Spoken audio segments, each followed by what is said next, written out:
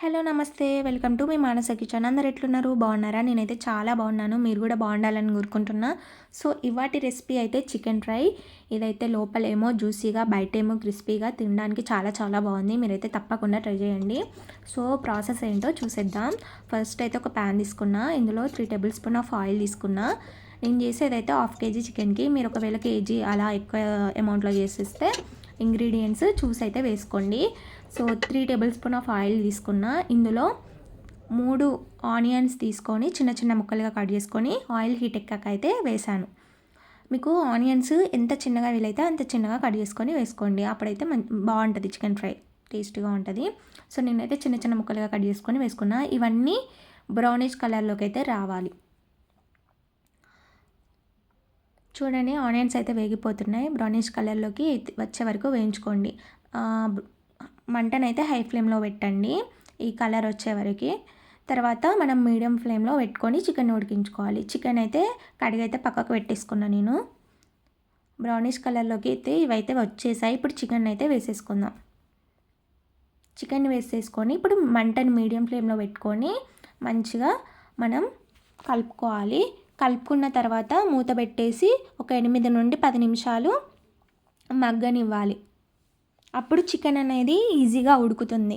మనకు ఆయిల్లో chicken 10 to 12 మినిట్స్లో అయితే ఉడికిపోతుంది. సో 10 మినిట్స్ అయితే ఉంచుకోండి. ఇలా మనకి వాటర్ వస్తాయి చికెన్ నుండి. అప్పుడు పసుపును అల్లం వెల్లుల్లి పేస్ట్ అయితే వేసుకోవాలి.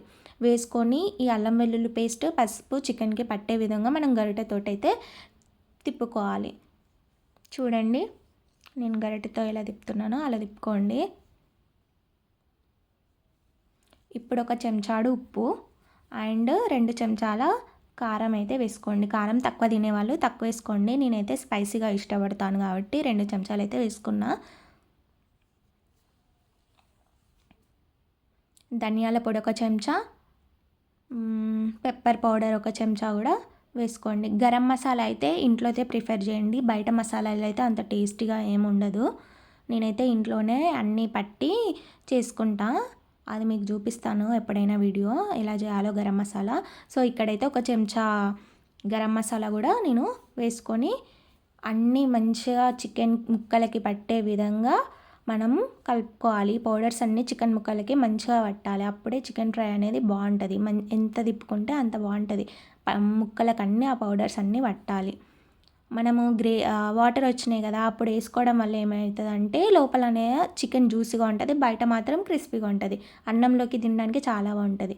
చూసారా, అన్నీ కలిపాక మళ్ళీ మూత పెట్టి ఒక 5 మినిట్స్ ఉంచుకోండి. చికెన్ అనేది ఉడికిపోతుంది. సో మూత అయితే పెట్టేశాను. 5 మినిట్స్ అలా ఉంచాను.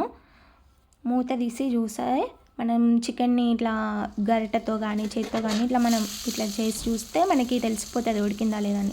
చూడండి, గ్రేవీ టైప్లో వచ్చేసింది. కొంచెం వాటర్ ఉన్నాయి కదా. ఇప్పుడు 4 పచ్చిమిర్చి చిలుకలు వేసుకోండి. తర్వాత కొంచెం కొత్తిమీర తురుము పుదీనా తురుము వేసుకొని మళ్ళీ ఒక 2 మినిట్స్ ఉంచండి. వాటర్ అన్నీ ఇంకిపోతాయి. గడితో మళ్ళీ తిప్పుకొని మళ్ళీ ఒక 2 మినిట్స్ మీడియం ఫ్లేమ్లోనే ఉంచుకోండి. చూడండి, వాటర్ అయితే ఇంకిపోయాయి, మనకి మొత్తం పోయాయి. ఇప్పుడు మళ్ళీ మూత పెట్టి ఒక 2 మినిట్స్ ఉంచుకుంటే చికెన్ ఫ్రై అయితే రెడీ అయిపోతుంది. దీన్ని అన్నంలోకి తింటే ఎంత బాగుంటుందో.